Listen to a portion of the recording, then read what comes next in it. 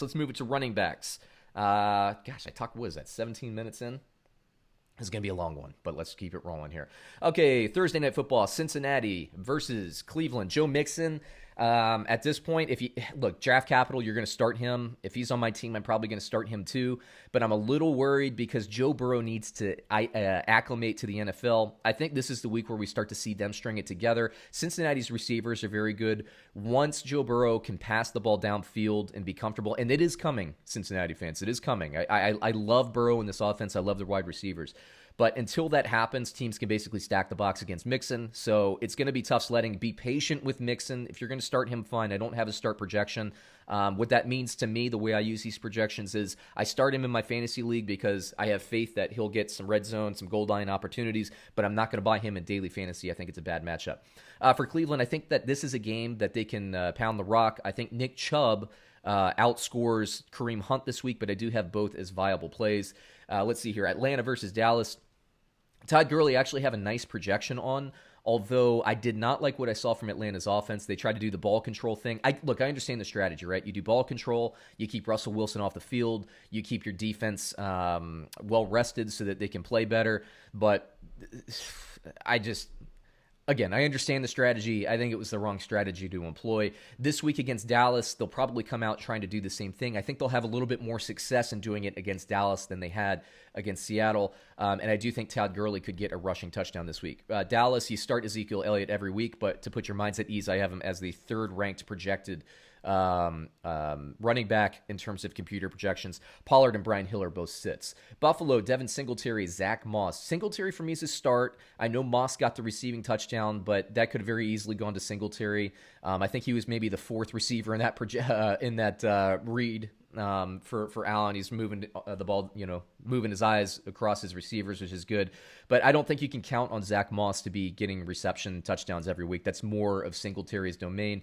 Singletary, he's more of a flex, a kind of bottom flex. For me, actually, I have a deep running back position. I'm not going to be starting him on my roster this week, but you could scoop him up and play him. In Buffalo, they didn't really run the ball last week because they didn't have to. Against Miami, maybe they run a little bit more. We don't know. Miami, Jordan Howard. The thing between Howard, Breida, and Gaskin, right? I'm getting a lot of questions on this. And so this is going to be a three-headed back by committee. What I did see is generally when Ryan Fitzpatrick was taking the snap from center, Jordan Howard was in there. That's why he got the touchdown. He's basically what you could think of as his first and second down running back. When the team was playing shotgun, Gaskin was getting about 2/3 of those snaps, and I would say Breida got probably the other third of that. So what ended up happening is New England was stopping the run. Nothing was working. The Miami Dolphins offensive line could not keep New England out of the backfield.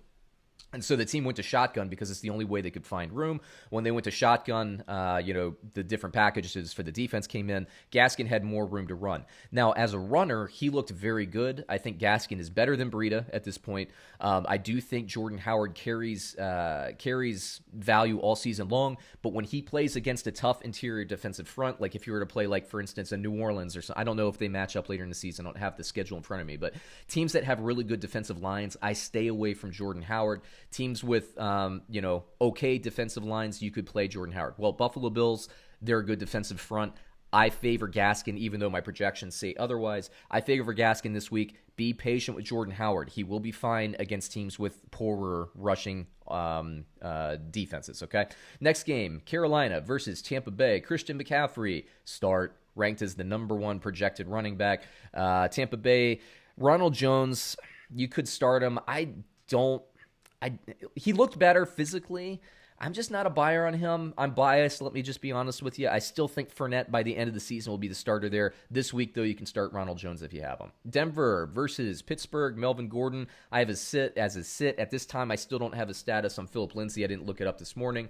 He's questionable, I believe. It was an ankle injury or something like that. Here's the deal. Monday night before Lindsay had that injury, Lindsay looked like the better running back. He looked like the more featured running back to me. So if he's on your waiver wire, pick him up, stash him, put him in on an injured reserve slot. Gordon, I don't think is going to run away with his job. I've been saying for years, Philip Lindsay is an electric talent. I said it for years before Raheem Mostert broke out at the end of last season. You can see it on film. You can see it when you watch the games. He's different. I don't think you can keep him off the field. I do think he will be the feature running back for Denver if he's healthy, and we'll monitor that situation. Pittsburgh, James Conner, injured again. Benny Snell Jr., I think you can pick him up and start him. Monitor that running back situation, though. If both of them play, it's probably going to be a committee. Let's see, Detroit versus Green Bay. Adrian Peterson I have as kind of a bottom line start. DeAndre Swift, that drop, heartbreak. He could have had 2 touchdowns in that game. Lions fans are a little heartbroken, but look at it this way. Glass is half full here. Are the Detroit Lions going to win the Super Bowl? No. Get the draft position. DeAndre Swift, he's going to be fine. Don't worry about it. Green Bay Packers Aaron Jones. Let's go ahead and start him this week. Think about Aaron Jones. He could have easily had 3 touchdowns. He only ended up with 1. I think he had, 60 yards rushing. I watched the game. Don't worry about it. He's going to be just fine. He's going to get a ton of touchdowns this year. Start him every single week. Jamal Williams, I actually have this as a start grade as well, primarily in a PPR league. I probably wouldn't start him over what else I can find on waiver wire or what's on my roster already. But daily fantasy, if you're looking for one of these bargain guys, he could be a guy for you. Jacksonville, James Robinson is a start for me. I wish I had been able to see him in action in a preseason game. He looks like he's going to be a beast. I love the way he runs. He runs with toughness. Gruden will reward that toughness with red zone and goal line carries. Tennessee, Derrick Henry, start every week.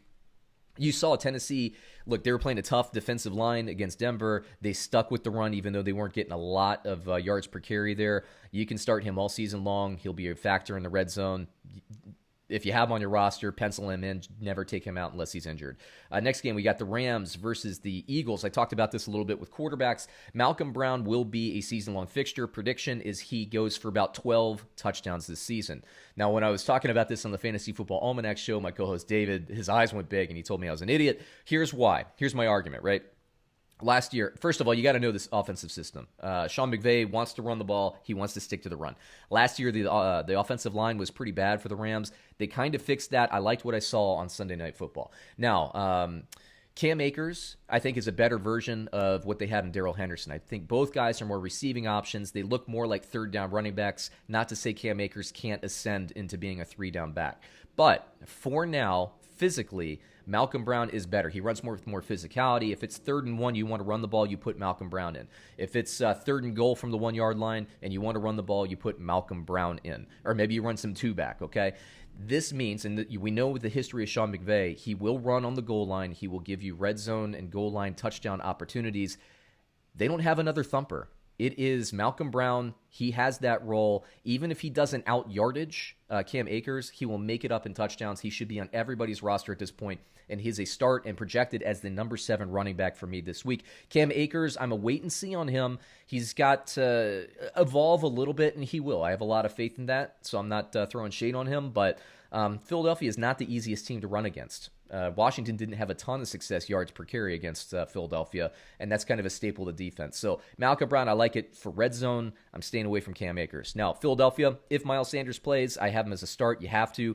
Boston Scott, he's going to be better when Sanders is in. He's not a feature back. I think we all know that. Let's see here. Minnesota versus Indianapolis. Dalvin Cook, weekly start. Pencil him in. Jonathan Taylor, now that Mack is out, Jonathan Taylor's going to burst out, dude. He could be a top 5 running back. He is so fast. His hands are good. He runs with power. Jacksonville, credit Jacksonville. They contained him as much as they could. He is going to break out. If you can trade for him, trade for him. But look, people that drafted him, they're probably not going to trade for him. Nyheim Hines is going to have season-long value as well. We saw Rivers throw to basically feed 2 running backs with the Chargers the last couple of seasons. The same is going to be the case. Nyheim Hines, especially in a PPR format, will have value all season long. New York Giants versus Chicago Bears. Saquon Barkley is actually a start for me. I thought maybe the Bears defense would have projected him down in terms of computers, but look, come on. You drafted Saquon Barkley, what, number 2 overall? You start him, right? Chicago, I'm a seller on the Chicago running backs this week. I'm always a seller on them. Again, bias. I don't like the Chicago running backs. If I had to pick one, if you're in a PPR format, I like Tariq Cohen. David Montgomery, he's going to get you some juice in the red zone, but I don't know. I think it's more likely that Trubisky runs for a touchdown this week than these other guys. That's just how I feel. San Francisco versus the New York Jets. Raheem Mostert, boom, start him.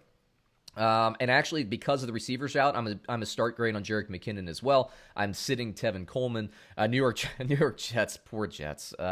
Frank Gore, he's going to get the tough yardage carries, but they're probably going to be playing from behind. I'm going to sit on Frank Gore. Maybe in daily fantasy if you're looking for a cheap guy. Yeah, Frank Gore, but no thank you. Washington, Antonio Gibson, I think is a start this week. I think Washington will be playing from behind. I think they're going to have to use Antonio Gibson more out of the passing game.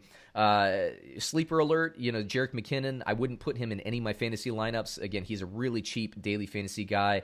They looked for him out of the backfield in terms of running, but really I think this is going to be a 1-2 punch with Peyton Barber being the thumper and Antonio Gibson kind of being the guy who will eventually break out. I actually like Antonio Gibson's season-long productivity projection at this point, based on what I saw in week 1, more than Cam Akers. So there you go. Hot take. Arizona, Kenyon Drake, start him. Keep an eye out, though, Chase Edmonds. If you have a deeper league, roster him. I don't like that Drake was in a walking boot before the season started. I don't like that I saw him kind of limping around and everything. Chase Edmonds is a very good running back. The only reason that he's not a fantasy football starter is because he's got Kenyon Drake ahead of him. Baltimore versus Houston. Mark Ingram is a midline start grade, but we're on Dobbins' watch. I've been saying it all offseason. Dobbins will be the feature running back in the system sooner rather than later. He got, 2 touchdowns last week. That's going to continue. I like Dobbins. He's explosive. He can catch the ball. He's my favorite. He's actually my favorite rookie running back in terms of talent. I love Jonathan Taylor. No disrespect. This is a great running back rookie class. Dobbins was my favorite coming into the season, especially being a Raven, and he will be the long-term starter. This week, I probably wait and see unless you're thin at running back. If you're thin at running back, go ahead and start him. Take the chance. Houston, I liked what I saw from David Johnson. He had quick feet. He had really nice vision. I have him on my team. I drafted him. He dropped ridiculously late, and I picked him up. And now he's trade bait for me, so I like it. David Johnson, look, he's playing Baltimore's defense, though. I think you can start him. You could probably do better, especially, at a flex, maybe start a wide receiver instead of David Johnson against Baltimore. What a tough draw for Houston to open the season. Baltimore Ravens, Kansas City Chiefs. Whew. That is not enviable. Kansas City Chiefs, Edwards-Helaire, start him. I do think Darrell Williams will have more value as we go through the season. I think he will evolve into the short yardage running back based on what I saw against Houston in week 1. But Edwards-Helaire ran with quickness, great decisive cuts, great movement, and he has great hands as well, which we really didn't even see on display yet in terms of week 1 against Houston. Edwards-Helaire, season-long start, lock him in. Darrell Williams, I think we'll have some juice later in the season.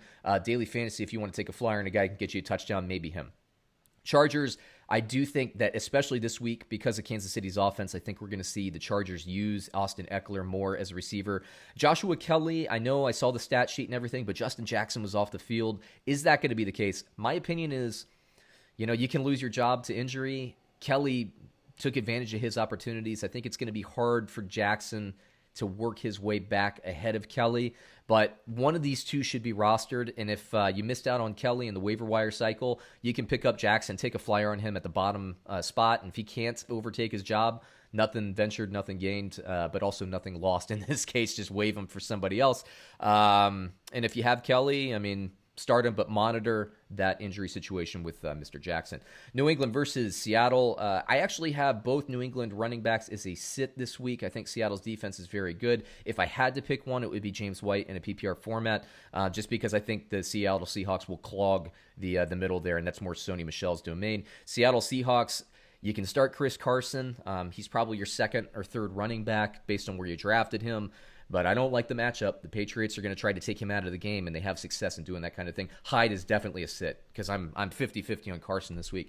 Alvin Kamara, start him. New Orleans, start him. And Las Vegas, Josh Jacobs, you got to start him every week. I mentioned before the yards per carry probably isn't going to be here against an underrated and tough New Orleans defensive line. Their run defense is fantastic, but we know the Raiders will stick with the run. Therefore, you start Jacobs, and even if he gets 2 yards per carry, which he'll do better than that, he gets you 2 touchdowns, so you got to start him.